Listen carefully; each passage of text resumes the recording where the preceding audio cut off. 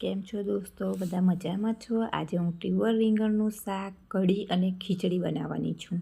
આ તો નોર્મલ જ છે, એ બધા જ બનાવતા હોય છે, પણ મારું ફેવરેટ છે એટલા માટે મેં બનાવ્યું છે અને એની રેસીપી નાખી છે.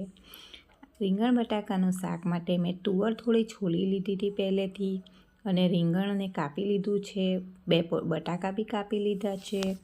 એને સરસ કાપીને આપણે 2-3 પાણીથી એને ધોઈ લેવાનું છે. પછી એના અંદર થોડું પાણી ઉમેરીને રાખવાનું છે થોડી વાર માટે, તાકે રીંગણ કાળા ના પડી જાય. પછી એક કુકરમાં હું થોડું તેલ નાખીશ. પછી મેં એના અંદર 2 ટામેટાં નાખી દીધા છે અંદર, અને આદુ લસણનો પેસ્ટ 1 ચમચ નાખી છે. 1 ચમચ હળદર અને 2 ધાણા જીરીને ચમચ નાખી છે, અને 2 લાલ કશ્મીરી લાલ મિર્ચ આવે છે એ નાખી છે ફ્રેન્ડ્સ. અને એ બધુંને સારી રીતે સાંતળી લેવાનું છે. એને સરસ સાંતળાઈ જાય, થોડું પાણી નાખીને એને થોડું સરસ મજાનું આપણે થવા દઈશું. પછી જે રીંગણ હતા, આપણા રીંગણ દાણાનું શાક બનાવીએ છીએ, રીંગણ બટાકા તુવેર એ બધું આપણે નાખી દઈશું અને મિક્સ કરી લઈશું. આવી રીતે આપણે હલાવતા રહીશું. અને જે અભી તો શિયાળો છે ફ્રેન્ડ્સ, તો લસણ ભરપૂર માત્રામાં આવે છે. લસણ આપણા શરીર માટે બી સરસ છે ખાવા માટે. છોકરાઓ એમ તો ના ખાતા હોય, પણ સબ્જીઓમાં, પરોઠામાં ગમે તેમાં નાખીને ખવડાવો. અને હું બધામાં જ નાખું છું.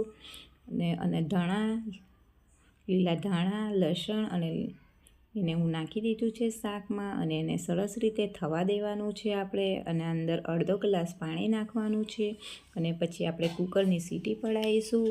શાક 2-3 સીટી પડે એટલે આપણે કુકર બંધ કરી દેવાનું છે. અને મારું શાક બી રેડી થઈ ગયું છે ફ્રેન્ડ. સરસ મજાનું શાક લાગે છે ને, ખાવામાં બી બહુ મજા આવે છે. મારું તો ફેવરેટ છે, મને તો બહુ ભાવે છે.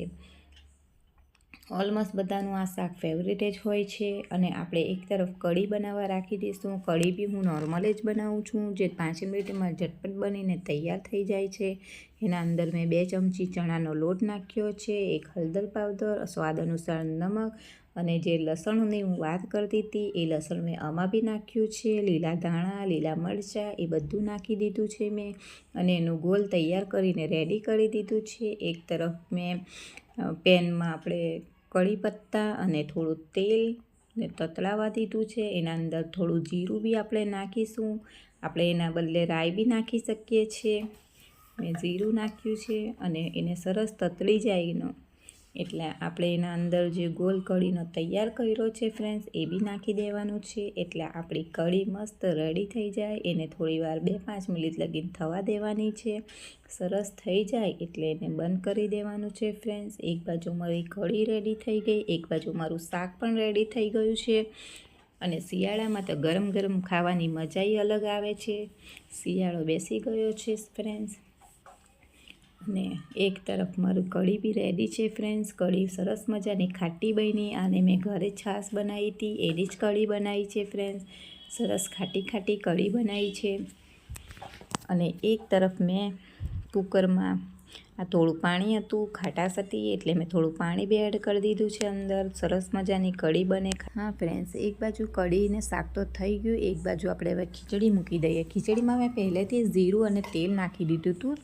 અને હવે મેં 1 ડુંગળી નાખી છે, અને એના અંદર મેં દાલચીની 2, લોંગ 2 અને 2-3 મરી નાખ્યા છે. એને બી સરસ આપણે થવા દેવાનું છે. ગોલ્ડન બ્રાઉન કલર થાય ત્યાં લગીને આપણે ડુંગળીને શેકાવા દેવાની છે. પછી મેં એને 2 ગ્લાસ પાણી નાખ્યા, કેમકે 3 કપ મેં ચોખા લીધા હતા અને અડધો કપ દાળ લીધી હતી. એટલે મારે 2 અંદર સ્વાદ અનુસાર મીઠું નાખીશ, અને 1.5 ચમચ જેવી હું હળદર નાખીશ, અને એને સરસ મજાની હલાવી દઈશ.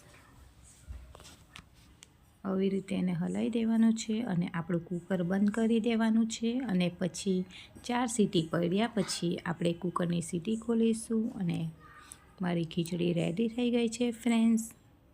હું તો ખાવા જાઉં છું. ત્યાં લગીને બાય બાય ફ્રેન્ડ્સ.